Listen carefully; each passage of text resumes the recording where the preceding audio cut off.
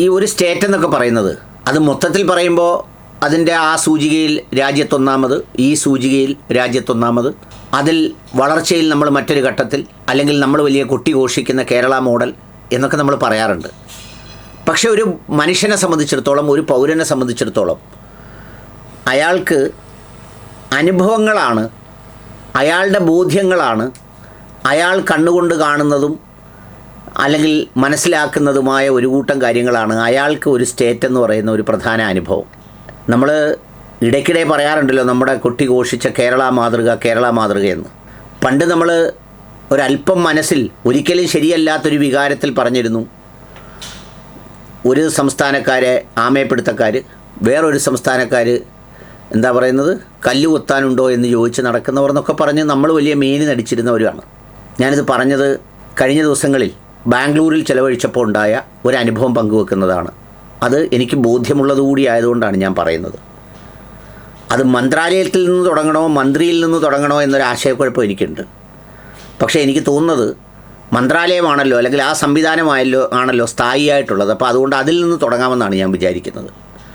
ഞാനൊരു സുഹൃത്ത് സന്ദർശനവുമായി ബന്ധപ്പെട്ടാണ് ബാംഗ്ലൂരിൽ പോയപ്പോൾ വളരെ അവിചാരിതമായി ഈ കർണാടകയിലും അതുപോലെ തന്നെ കേരളത്തിലുമൊക്കെ വളരെ പോപ്പുലറായ മന്ത്രിമാരിൽ ഒരാളാണ് UT ഖാദർ സാർ. നേരത്തെ സ്പീക്കറായിരുന്നു. അതിനു മുമ്പ് വിവിധ വകുപ്പുകളൊക്കെ കൈകാര്യം ചെയ്തിട്ടുള്ള വളരെ പരിണിതപ്രജ്ഞനായ ഒരു ജനപ്രതിനിധിയാണ്.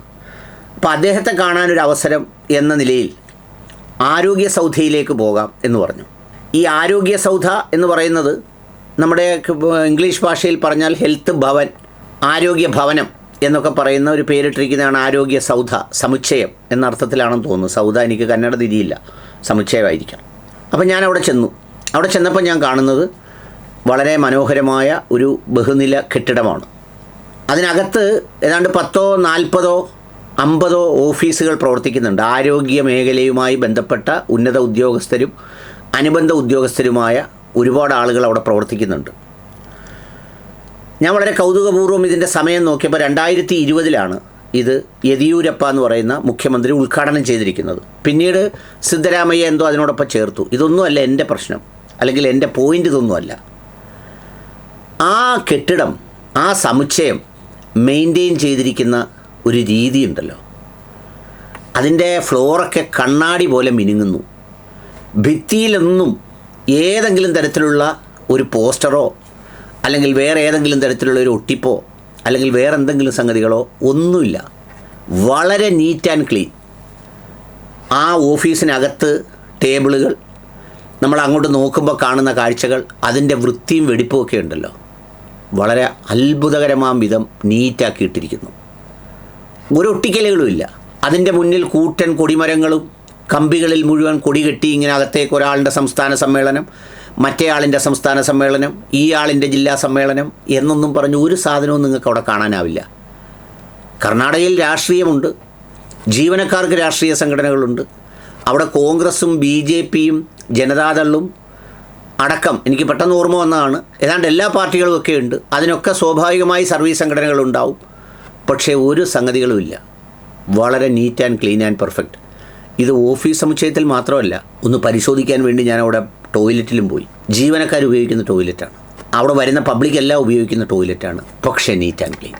നമ്മൾ പറയുമ്പോൾ ചിലപ്പോൾ മൊത്തത്തിലൊക്കെ നോക്കിയാൽ കർണാടകയിൽ ഒരുപാട് സംഗതികളുണ്ട്, കേരളം അങ്ങനെയൊന്നുമല്ല, തിളങ്ങുകയാണ്, മിന്നുകയാണെന്നൊക്കെ പറയും. നമ്മുടെ വീടൊക്കെ മിന്നുമായിരിക്കും, നമ്മുടെ കാറ് തിളങ്ങുമായിരിക്കും, നമ്മുടെ സ്വന്തം സ്ഥലങ്ങളൊക്കെ വൃത്തിയായിരിക്കും. പക്ഷേ പബ്ലിക് സ്പേസ്, അതിനോടുള്ള നമ്മുടെ സമീപനം എത്രത്തോളം മോശമാണ് എന്ന് കാണിക്കുന്നതാണ് ആ തിളക്കവും ആ സംഗതികളും അതിൻ്റെ പ്രത്യേകതയുമൊക്കെ.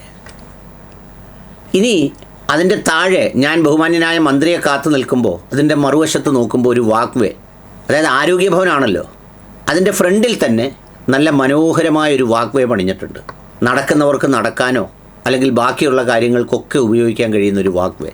ആ വാക്ക് വേയുടെ നടുവിൽ ഒരു മൈക്രോ ഫോറസ്റ്റ്, ഒരു ചെറിയ കാട്. അതും ഈ പറഞ്ഞതുപോലെ ഹരിതാഭ മാത്രമേ അവിടെ ഉള്ളൂ. ഈ വാക്ക് വേ മാത്രമേ ഉള്ളൂ. അതിൻ്റെ സൈഡിലും ഇല്ല കൊടിയും കൊടിതോരണങ്ങളും ബാക്കിയൊന്നും. അവിടെ നമ്മൾ അങ്ങോട്ട് നോക്കുമ്പോൾ കാണുന്നത് ആരോഗ്യ സൗധയാണെങ്കിൽ ആരോഗ്യകരമായ നടത്തത്തിന് ഉതകുന്ന വാക്ക് വേയും അതിൻ്റെ നടുവിലൊരു മൈക്രോ ഫോറസ്റ്റും ഒക്കെ അടങ്ങുന്ന മനോഹരമായൊരു സംഗതി.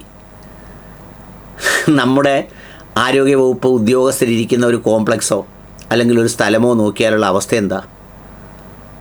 എന്തേ നമുക്കത് കഴിയാത്തവരാണോ? നമുക്ക് അവരെക്കാൾ കുറഞ്ഞ വിദ്യാഭ്യാസമുള്ളവരോ സാംസ്കാരികമായി താഴ്ന്നവരോ? പക്ഷേ ഈ സമീപനമാണ് നമ്മൾ യഥാർത്ഥത്തിൽ ഈ കൊട്ടി ഘോഷിച്ചുകൊണ്ടിരിക്കുന്ന കേരള മോഡൽ എന്നൊക്കെ പറയുന്നത്. അത് 1960കളിലാണ് അത് ഏറ്റവും മെച്ചം എന്നൊക്കെ വിചാരിക്കുന്നത്. ഇപ്പം നമ്മൾ വളരെ വളരെ വളരെ താഴെയാണ് ഇത്തരം ചില കാര്യങ്ങളിൽ. പിന്നെ ബഹുമാന്യനായ മന്ത്രി, ആരോഗ്യമന്ത്രി, അദ്ദേഹം രാവിലെ ഞങ്ങൾ കാണാനായിട്ട് എന്നാൽ വീട്ടിൽ ചെന്ന് സ്വസ്ഥമായി കാണാമെന്ന് വിചാരിച്ചപ്പോൾ ഒരു 5000 ആളുണ്ട്. ഈ 5000 ആളുകളിലൊരു പ്രത്യേകതയുണ്ട് കേട്ടോ. നമ്മുടെ നാട്ടിലെല്ലാവരും വന്ന് ഈ ചുളുവിന് സെൽഫി അടിച്ചുകൊണ്ട് പോകുന്നവരാ മന്ത്രിമാരുടെ മുമ്പിൽ. ഇവരങ്ങനെയല്ല.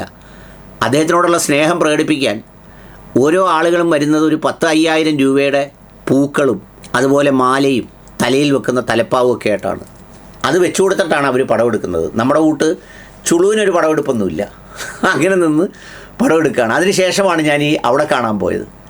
അപ്പോൾ അവിടെ ഏതാണ്ട് രാവിലെ മുതൽ രാത്രി 11 മണി വരെ കണ്ടിന്യൂസായ മീറ്റിങ്ങുകളാണ് ഓരോരോ ടീമുകളുമായി. വളരെ ഇൻഡെപ്തായിട്ടുള്ള കാര്യങ്ങളെല്ലാം ചർച്ച ചെയ്ത് ഒത്തിരി സമയം ചിലവഴിച്ച് എല്ലാവരുടെ പ്രശ്നങ്ങളും കേട്ട് ഞാൻ ഈ മീറ്റിംഗ് കഴിഞ്ഞിറങ്ങി വരുന്ന അതിൻ്റെ പാർട്ടിസിപ്പൻസ് ആയിട്ടുള്ള ചില ഉദ്യോഗസ്ഥരോടൊക്കെ ചോദിച്ചു. അപ്പോൾ അവർക്കെല്ലാം ഈ പറഞ്ഞ ഖാദർ സാറിൻ്റെ മീറ്റിങ്ങിൽ അവരെല്ലാം കേട്ടു. അവരുടെ എല്ലാ പ്രശ്നങ്ങൾക്കും പരിഹാരം പറഞ്ഞു. നടക്കുന്നതും നടക്കാത്തതുമായ കാര്യങ്ങൾ അങ്ങനെ പറഞ്ഞു. അപ്പോഴും വീണ്ടും 1000 പേര് അവിടെ കാത്തിരിപ്പുണ്ട്. അവരെയും കേട്ട് അദ്ദേഹം ആ ഓഫീസിൽ നിന്ന് ഇറങ്ങുമ്പോൾ രാത്രി 11:30 മണിയായി. ഈ 11 മണി വരെ മീറ്റിംഗാണ്. ഞാനതിൽ അത്ഭുതപ്പെട്ടു. ഇത്ര കണ്ടിന്യൂസ് ആയിട്ടുള്ളൊരു മീറ്റിങ്ങിൽ ഇത്രയും ഡെപ്തോടെ ഇത്രയും സമയം ഒരു മിനിസ്റ്റർ സ്പെൻഡ് ചെയ്യുക. നമ്മുടെ ഇവിടെയൊക്കെ ചിലപ്പോൾ അത്ര ഡെപ്തിൽ മീറ്റിങ്ങുകൾ പോകുന്ന എപ്പോഴാണെന്നറിയാമോ? എന്തെങ്കിലും ഒരു പ്രത്യേക ദുരന്തം ഉണ്ടാകുമ്പോൾ അല്ലെങ്കിൽ എന്തെങ്കിലും ഒരു യുദ്ധകാലാടിസ്ഥാനത്തിലൊരു സംഗതി ഉണ്ടാകുമ്പോഴൊക്കെയാണ്. ഇത് ഞാൻ ചോദിച്ചു എന്താ ഈ സംഗതി എന്ന് ചോദിച്ചപ്പോൾ ഈ ഹെൽത്ത് സെക്ടറുമായി ബന്ധപ്പെട്ട അതിൻ്റെ ഇമ്പ്രൂവ്മെൻറ്റിന് വേണ്ടി ഓരോരുത്തരുമായി ഓരോ ടീമുമായി ഉദ്യോഗസ്ഥർ അങ്ങനെയുള്ള മറ്റു പല വിഭാഗങ്ങളിൽപ്പെട്ട ആളുകളുമായിട്ട് ആശയവിനിമയം നടത്തുകയാണ്. അപ്പോൾ ശരിക്കും പറഞ്ഞാൽ ഒരു വളരെ വേറിട്ട അനുഭവമായി എനിക്ക് തോന്നി. നമ്മളൊക്കെ എവിടെയെങ്കിലും നിന്ന് പറയുമ്പോൾ നമ്മൾ വിചാരിക്കുന്നത് നമ്മൾ ഭയങ്കര വെടിപ്പാണ്, ഭയങ്കര വൃത്തിയാണ്, ഭയങ്കര മെനയാണ്, ഇവിടെ വല്ലതും ചെയ്യാനൊക്കുമോ? ഇപ്പോൾ ഏതെങ്കിലും ഓഫീസിൽ, എന്തിനാ PSUസിൽ പോലും നിങ്ങൾ അവിടെ ഒരു പോസ്റ്റർ ഒട്ടിക്കരുത് എന്ന് പറഞ്ഞാൽ അവിടെ തന്നെ ഒട്ടിക്കും. നിനക്ക് ആർക്കാ അതിനൊന്ന് ചുണയൊന്ന് കാണണമല്ലോ, നിനക്ക് അതിന് തൻ്റെ ഇടം ഉണ്ടോ മാറ്റാൻ, ആർക്കാ തൻ്റെ ഇടം ഉള്ളത് എന്ന് പറയും. ഇനി ഏതെങ്കിലും ഒരു IAS ഉദ്യോഗസ്ഥനോ ഒരു മേലധികാരിയോ അതിന് ശ്രമിച്ചാൽ ആ പോസ്റ്റർ ഒട്ടിക്കുന്ന മാറത്തില്ല, അയാളങ്ങ് മാറും. അതാണ് സ്ഥിതി. പക്ഷേ ഇവിടെ എല്ലാവരും കൂടി ചേർന്ന് അതിൻ്റെ ഒരു ഭംഗിയും മനോഹാരിതയും ഒരു കോംപ്ലക്സിൻ്റെ ആ ഒരു സൗന്ദര്യം അതുപോലെ നിലനിർത്തിയിരിക്കുന്നത് കണ്ടു. രാവിലെ 6:30-ക്കും രാത്രി 7:30-ക്കും സന്ധ്യയ്ക്ക് 7:30-ക്കും ക്ലീൻ ചെയ്യുമെന്നാണ് പറഞ്ഞത്. അത് ക്ലീൻ ചെയ്യൽ തന്നെ ആയിരിക്കും. ഇവിടെ നമ്മൾ ക്ലീൻ ചെയ്യാൻ ജോലിക്ക് കയറുന്നവർ ആ ജോലി വേറെ കൂലിക്ക് ആളിനെ ഏൽപ്പിച്ച് അവർ മറ്റ് സംഘടനാ പ്രവർത്തനങ്ങളും അതും ഇതുമൊക്കെ ആയിട്ട് നടക്കുകയല്ലേ. ഇത് അക്ഷരാർത്ഥത്തിൽ ആ ഏൽപ്പിക്കപ്പെട്ടവർ ആ പണി ആത്മാർത്ഥമായി ചെയ്യുന്നു എന്നുള്ളതാണ് അതിൻ്റെ പ്രത്യേകത. അതിന് വേറെ ഒഴിവ് കഴിവുകളോ രാഷ്ട്രീയ സംരക്ഷണങ്ങളോ ജാതിയോ മതമോ സംഗതികളൊന്നുമില്ല. പിന്നെ നമ്മുടെ നാട്ടിലെപ്പോലെ വേറൊരു പ്രത്യേകതയുണ്ട്. നമ്മുടെ നാട്ടിലെങ്ങനെയാണെന്ന് വെച്ചാൽ ഈ മതവും വർഗീയതയും കൂടെ മിക്സ് ചെയ്താണല്ലോ പറയുന്നത്. എന്ന് വെച്ചാൽ ഒരാൾ തൊപ്പിയും ദീക്ഷയും വെച്ച് പോയെങ്കിൽ അയാളൊരു വർഗീയവാദി, ഒരു കാവി വസ്ത്രം ധരിച്ചാൽ അയാൾ സംഘി. കർണാടകയിൽ അങ്ങനെയില്ല കേട്ടോ. ഞാനവിടെ കണ്ടൊരു കാര്യമാണ്. അതായത് ഇപ്പോൾ ഖാദർ സാറിൻ്റെ വീട്ടിൽ അവിടെ തന്നെ എഴുതി വെച്ചിട്ടുണ്ട് ലാ ഇലാഹ ഇല്ലല്ലാഹ് മുഹമ്മദ് റസൂലുള്ളാഹ് എന്ന്. അദ്ദേഹത്തിൻ്റെ ഓഫീസിൻ്റെ മുന്നിൽ ഒരു അമ്പലമുണ്ട്. അവിടെ ഹിന്ദുക്കളായിട്ടുള്ള ആളുകൾ വന്ന് പ്രാർത്ഥിക്കുന്നുണ്ട്. ഈ ആരോഗ്യ സൗധയുടെ മുന്നിൽ അവിടെ പ്രാർത്ഥനയൊക്കെ നടക്കുന്നുണ്ട്. അത് പല ഓഫീസുകളുടെയും മുന്നിലുണ്ടെന്ന് പറയുന്നുണ്ട്. അവിടെ ഒരു മുസ്ലിമായിട്ടുള്ള ഒരാളിന് അങ്ങനെ തന്നെ നടക്കാൻ വേറെ എവിടെയെങ്കിലുമൊക്കെ ഒറ്റപ്പെട്ട ചില കുബുദ്ധികൾ ഉണ്ടാക്കുന്ന ചില സംഗതികൾക്കപ്പുറത്ത് താല്പര്യത്തിന് വേണ്ടി ഉണ്ടാക്കുന്നതല്ലാതെ സാധാരണ മനുഷ്യർക്കിടയിൽ അങ്ങനെയൊന്നും കണ്ടില്ല. നമ്മുടെ നാട്ടിലാണ് അതിനെയെല്ലാം ഈ പറഞ്ഞതുപോലെ ഈ രൂപത്തിലും ഭാവത്തിലും കാണുന്നത്. ഏതായാലും ഈ ഒരു അനുഭവം പങ്കുവെക്കേണ്ടതാണെന്ന് തോന്നി, അതുകൊണ്ട് പറഞ്ഞതേ ഉള്ളൂ.